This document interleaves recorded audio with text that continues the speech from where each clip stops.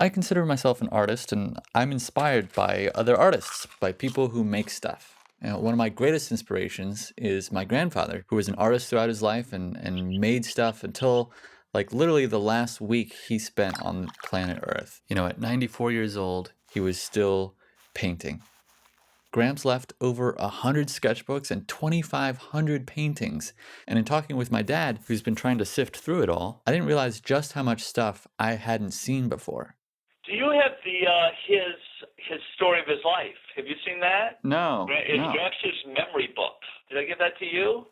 So apparently, Gramps kept a log of random memories in a sketchbook. Hundreds of pages of writing and illustrations. He'll have a memory about a geography test he took in 7th grade, butted up against a memory of surviving a plane crash, which 15 pages later he'll revisit to describe in more detail. He talks about seeing the original Frankenstein with his father in 1931 and his experiences in World War II, but throughout, there are accounts of the stuff he was making. This is a really small drawing, but it grabbed my attention. Apparently, he bought this Chevy for $50 and it didn't come with windows. And so instead, as a joke, he fashioned his own. It was the time of the Chicago gangsters, and in the empty window slots, he made cardboard cutouts of mobsters. Wait, empty window slots. So it was just open, no glass. But you could roll, but nothing would roll up. So he made these things that would be underneath, but you'd roll them up, and that's what you'd see. No way! My grandfather was a man who got a crazy idea in his head and just ran with it.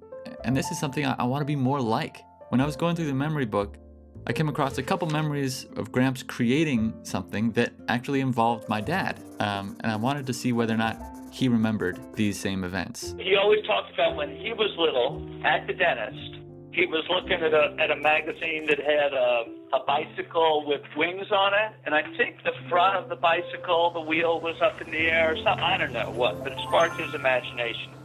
And he had mentioned it a few times. And anyway, he built these things, and they were cardboard, 2 or 3 ply that he had taped together. And then he put some little propellers from his model airplanes.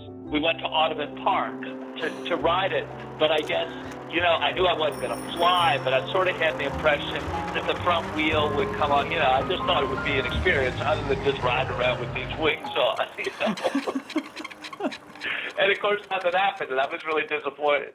There were so many pages of memories, so many stories I hadn't heard, and I found myself reflecting on this moment on the phone, talking to my dad about his dad, connected by something that was made specifically for us. Yeah, well, the thing that was really neat, his last few years, he would just pull these off the shelf and live his life again, and then he'd stop when he saw an image and he would paint it,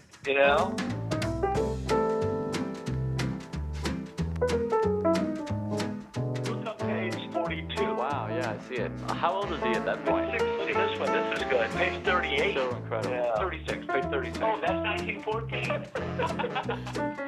The stuff my grandfather made seemed to help him interpret and chronicle the journey of his life.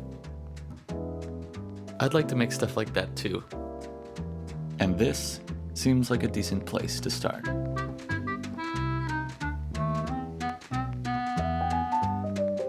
Thanks, Dad. Okay. Have a good weekend. Okay, same to you. All right, see ya. Bye-bye.